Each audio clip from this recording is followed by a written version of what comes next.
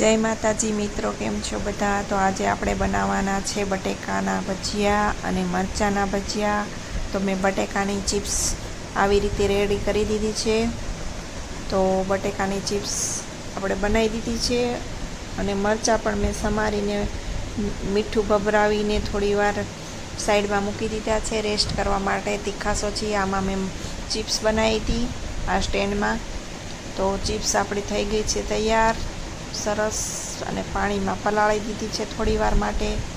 અને આપણે અહીંયા મરચાં રેસ્ટ કરવા મૂક્યા છે, એમાં નમક ભભરાવીને આપણે થોડીવાર ચોળીને મૂકીએ તો તીખાશ ઓછી થઈ જાય। બહુ તીખા મરચાં છે એટલા માટે, તો બધા ખાઈ શકે, બહુ તીખા ના રહે। તો એ એક ટિપ્સ છે કે એમાં મીઠું ચોળીને થોડીવાર 10 મિનિટ રેસ્ટ કરીને પછી ધોઈ નાખીએ ને તો તીખાશ એકદમ ઓછી થઈ જાય છે। આ એક સિક્રેટ ટિપ્સ છે। હવે આપણે ચણાના લોટનું બેટર તૈયાર કરશું। તો મેં લઈ લીધો છે અડધી તપેલી ચણાનો લોટ, એમાં બધા મસાલા આપણે એડ કરીશું।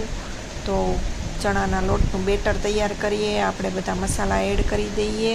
તો મેં એડ કરી દીધું છે લાલ મરચું, હળદર, મીઠું, ધાણા જીરું અને આપણે થોડા મરી પાવડર પણ નાખ્યો છે અને અજમો પણ નાખ્યો છે અને ખાવાનો સોડા પણ નાખ્યો છે।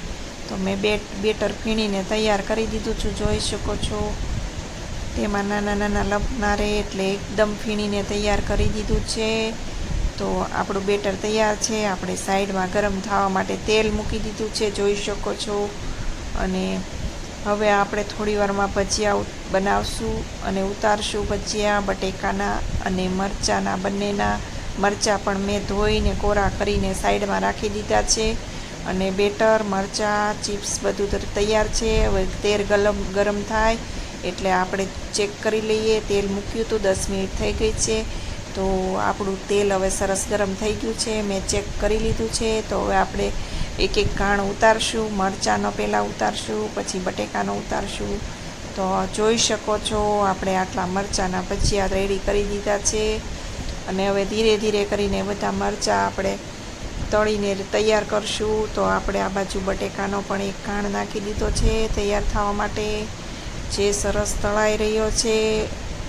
તો બટેકાના ભજીયામાં થોડી વાર લાગે છે ચિપ્સના લીધે, અંદર કાચી ના રહે બટેકાની ચિપ્સ એટલા માટે।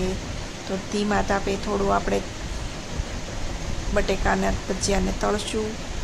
સરસ ફૂલી પણ રહ્યા છે, તો સેજ સ્લો ફ્લેમ કરી દેવાની, એકદમ ફાસ્ટ કરશું તો આપણે ભજીયા છે તેનો કલર પણ બદલાઈ જાય છે અને ટેસ્ટ પણ બદલાઈ જાય છે। તો ધીમા તાપે આપણે ભજીયા બનાવીએ એમ સારા બને છે, સોફ્ટ બને છે।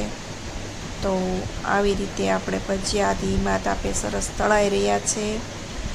તો બધા વિડીયોમાં બન્યા રહેજો અને કોને કોને બટેકાના ભજીયા અને મરચાંના ભજીયા ભાવે છે તે કોમેન્ટ કરજો બધા ખાસ।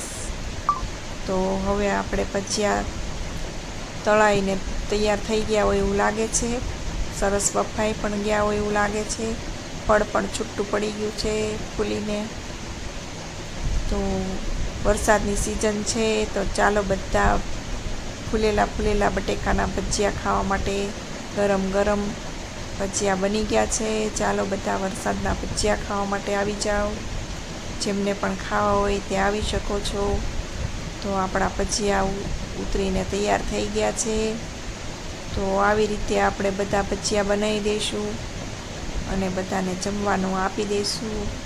ધીરે ધીરે આપણે બધા ભજીયા ગરમ ગરમ બનતા જાય એમ બધાને જમવાનું પણ આપી દઈશું। તો બધા અમારા ભજીયા રેડી થઈ ગયા છે મરચાંના, બટેકાના। તો બધા વિડીયોને લાઈક કરજો, શેર કરજો, સબસ્ક્રાઈબ કરજો મિત્રો અને મારી ચેનલને સપોર્ટ કરતા રહેજો। તો બધા મિત્રો આપણા બટેકાના ભજીયા અને મરચાંના ભજીયા તૈયાર છે। તો ચાલો બધા મિત્રો જમવા આવી જાઓ, આવજો બધા। જય માતાજી, જય શ્રી કૃષ્ણ।